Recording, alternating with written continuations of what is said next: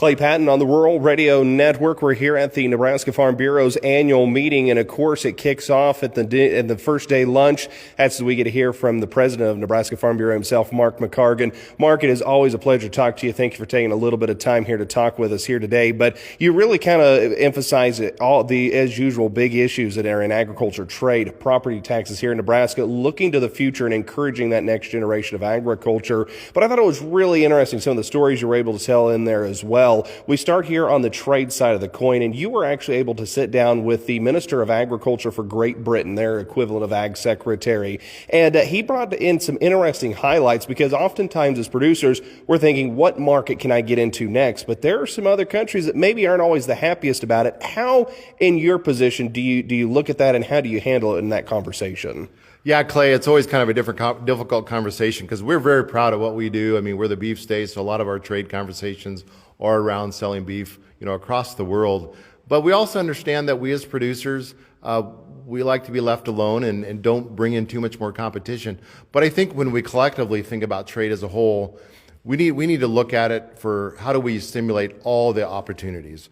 And so I think as we trade with each other, we do develop a better relationship, and long term, that is always good. And so whether we sell a whole lot or less, the fact that we need to be doing some trade is one of the more important parts of the conversation.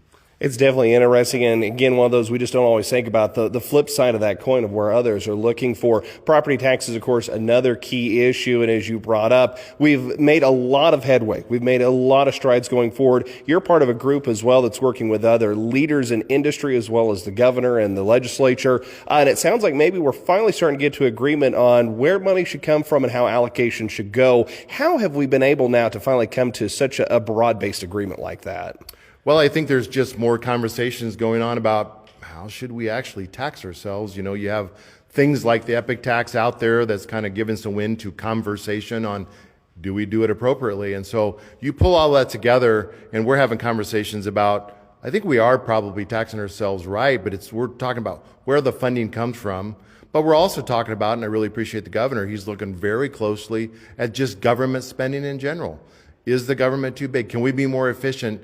He's asking those questions of his office and what he runs, just like we ask on our operations all the time. So I am really confident as we continue this conversation that we are going to get to a point where we can say, you know what, I think we're appropriately balanced in our tax conversation. And I really look forward to what's going to happen in the legislature. Watch closely. There's going to be a lot of great conversation.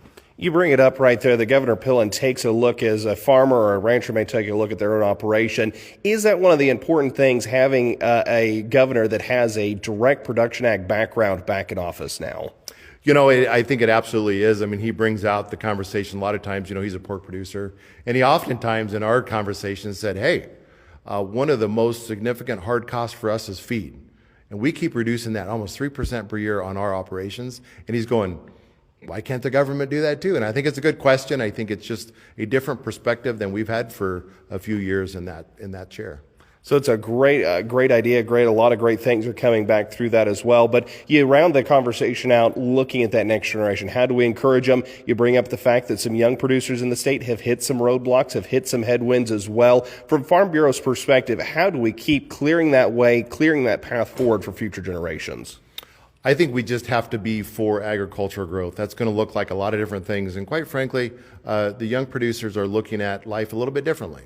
I think when they look at how well we're being environmental stewards, I think they look at things a little bit different, and that's great. They're looking at different avenues. They're looking at shrimp. They're looking at all different things. And matter of fact, the fact that we can make almost any organism into a chemical, and with the study of DNA and all those things, we're going to be able to produce so much more than just food and ethanol for our country. And so the opportunities are endless.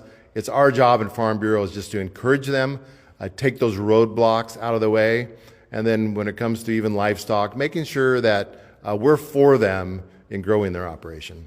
Great words. And as this is one thing, Nebraska's always looking ahead. How can they make sure that we're here to stay? President McHargue, thank you so much for your time. Before I let you go, important details may be overlooked from today, or as well looking to tomorrow's policy discussion.